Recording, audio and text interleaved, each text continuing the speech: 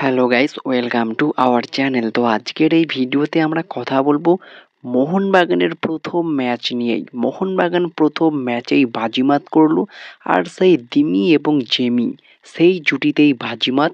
পাশাপাশি সাম্বা ম্যাজিক তো আমরা দেখলাম। লোবেরার প্রথম ম্যাচেই মাস্টার মাইন্ড আমরা দেখলাম, এবং লোবেরা মোহনবাগানে এসেই প্রথম ম্যাচেই জয় তুলে নিল। তো সেই ম্যাচটা নিয়ে তো কথা বলবোই। পাশাপাশি মোহনবাগানের পরের ম্যাচ কবে কোন টিমের সাথে রয়েছে এবং কোথায় হবে সেই ম্যাচ, সেটাও তোমাদেরকে জানাবো। রবসন রবিনও প্রথম ম্যাচে দুর্দান্ত খেললেও দুর্ভাগ্যের বিষয় তিনি কিন্তু বড়সড় চোট পেলেন, স্ট্রেচারে করে মাঠ ছাড়লেন, সেই বিষয়টা নিয়ে কথা বলবো। পাশাপাশি আরও কিছু আপডেট রয়েছে, সব কিছু বিস্তারিত জানাবো আজকের এই ভিডিওতে। তো চলো ভিডিওটা শুরু করা যাক। ভিডিও শুরু করার আগে এই চ্যানেলে যারা প্রথমবার এসেছো তারা অবশ্যই সাবস্ক্রাইব করে পাশের বেল আইকনটিতে অল প্রেস করে দিও। তো চলো শুরু করা যাক। তো প্রথমেই আমরা কথা বলে নেব গতকালকের ম্যাচ নিয়ে। তো দীর্ঘ প্রতীক্ষার অবসান ঘটিয়ে ফাইনালি গতকালকে মানে 14ই ফেব্রুয়ারি মাঠে বল গড়ালো ভারতীয় ফুটবলের একটা দুর্দান্ত দিন গতকালকে। আর প্রথম ম্যাচেই খেলতে নেমেছিল মোহনবাগান। মোহনবাগান কেরালা ব্লাস্টার্স এফসির এগেনস্টে নিজেদের ঘরের মাঠেই খেলতে নামে। আর যেমনটা আমরা এক্সপেক্ট করেছিলাম মোহনবাগান ঠিক তেমনটাই খেলেছে। হ্যাঁ, খুব দুর্দান্ত তো খেলেনি, কেরালার সঙ্গে একটা বেশ ভালো রকম ফাইট করতে দেখা গেল, এবং কিছুটা সাফার করলেও মোহনবাগানের বেশ কিছু প্লেয়ার কিন্তু দুর্দান্তভাবে নজর কাড়লো। বিশেষ করে যে নজর কাড়লো সেটা হচ্ছে রবসন রবিনো এবং দিমিত্রি পেত্রাতস। তিনিও কিন্তু লাস্ট ইয়ারের থেকে এই মরশুমে অনেকটাই ছন্দে ফিরেছে, এবং অনেক পরিবর্তন লাস্ট ইয়ারের দিমি এবং এই মরশুমের দিমি। বলতে গেলে মলিনার আন্ডারের যে দিমি ছিল সেই দিমি এবং সার্জিও লোবেরার আন্ডারের দিমি, দুটো দিমির মধ্যে হিউজ পরিমাণ পার্থক্য কিন্তু বর্তমানে আমরা দেখতে পাচ্ছি। গতকালকের ম্যাচ তোমরা যারা দেখেছো অবশ্যই দেখতে পেয়েছো। তো যদি আমরা গতকালকের ম্যাচ নিয়ে কথা বলি, তো মোহনবাগান প্রথম থেকেই বেশ আক্রমণাত্মক ফুটবল খেলছিল, তবে সেখানে কেরালা কিছুটা ডিফেন্সিভ খেলছিল। আর হ্যাঁ, যেমনটা কেরালার কোচ এক্সপেক্ট করেছিল যে মোহনবাগান টিম অনেক বল পজিশন রাখবে, কারণ কোচটার নাম সার্জিও লোবেরা। তো সেক্ষেত্রে সেটাই দেখা গেল, মোহনবাগান হিউজ বল পজিশন রাখছিল। 65% বল পজিশন তারা রেখেছিল, 23টা শট করে 7টা অন টার্গেটে রাখে। আর কেরালা মাত্র 2টো শট করেছিল, কোনো অন টার্গেট রাখতে পারেনি। আর মোহনবাগান তো প্রায় 9 থেকে 10টা কর্নারও পেয়েছিল। তো প্রথমেই মোহনবাগানের হয়ে গোল করে 36 মিনিটের মাথায় জেমি ম্যাকলারেন, সেই দিমির অ্যাসিস্ট থেকেই। দিমি এবং জেমির একটা যুগলবন্দি আমরা প্রস্তুতি ম্যাচগুলোতেও দেখেছিলাম। তো সেখানে সেই দিমি জেমির জুটিতেই বাজিমাত করলো। প্রথম গোলটা চলে আসে জেমি ম্যাকলারেনের থেকে।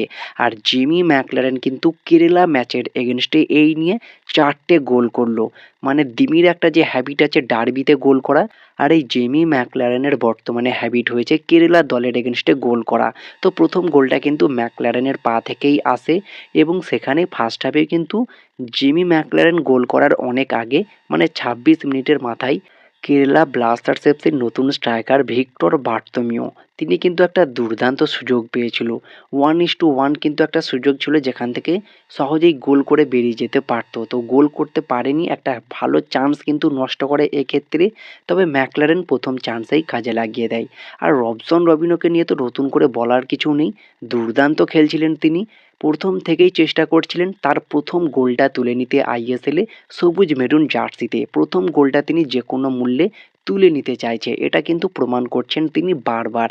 আশা করছি খুব দ্রুত তিনি মোহনবাগানের জার্সিতে গোল পেয়ে যাবেন, কারণ তিনি সেই চেষ্টাটাই চালিয়ে যাচ্ছেন এবং খুব দারুণ পারফরমেন্স করছে। দুর্দান্ত নজর কেড়েছে এই রবসন রবিনো, সাথে দিমিও কিন্তু বেশ ভালোই খেলেছে। আর ডিফেন্সে সবচেয়ে বড় একটা ভূমিকা পালন করেছে আলবার্তো রড্রিগেজ, সাথে মেহতাব সিং। আর সবচেয়ে বড় যে ব্যাপারটা সেটা হচ্ছে ক্লিন সিট রেখেছে, প্রথম ম্যাচেই ক্লিন সিট রাখতে পেরেছে, এটা একটা বড় ব্যাপার।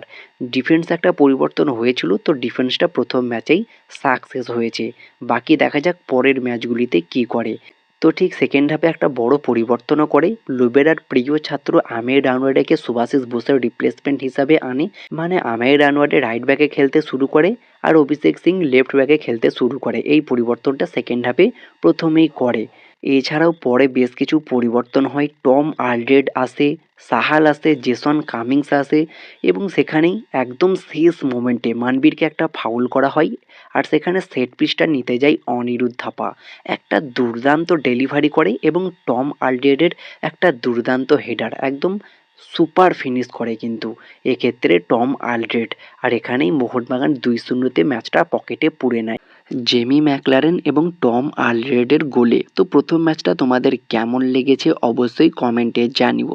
তবে হ্যাঁ, এই ম্যাচেই চোট পেয়েছে ব্রাজিলিয়ান তারকা রবসন রবিনো, যিনি এই ম্যাচে দুর্দান্ত নজর কেড়েছে, সাম্বা ম্যাজিক বলতে পারো। তো সেই রবসন রবিনো কিন্তু স্ট্রেচারে করে মাঠ ছাড়ে, সেক্ষেত্রে বেশ কিছুটা সংশয় দেখা গিয়েছে তার চোট নিয়ে। তার চোট কতটা গুরুতর এখনই কোনো কনফার্ম আপডেট পাওয়া যায়নি, তবে স্ট্রেচারে করে যেহেতু মাঠ ছাড়লো সেক্ষেত্রে একটু হলেও চিন্তার ভাঁজ তো থাকছেই। তো দেখা যাক পরবর্তীতে এই রবসন রবিনোর চোট আপডেট যদি পাওয়া যায় কনফার্ম কোনো, সেক্ষেত্রে অবশ্যই তোমাদেরকে জানাবো। তবে আশা করছি চোটটা খুব একটা গুরুতর হবে না, রবসন রবিনো হয়তো পরের ম্যাচেও খেলতে পারবে।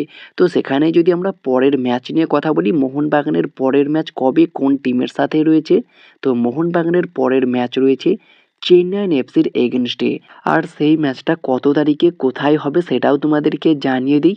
তো Mohun Bagan super giant versus Chennaiyin FC ম্যাচটি অনুষ্ঠিত হতে চলেছে 23শে ফেব্রুয়ারি সন্ধ্যা 7:30টায় মোহনবাগানেরই home ground Salt Lake Stadium Vivekananda জৌহরদি ক্রীড়াঙ্গনে।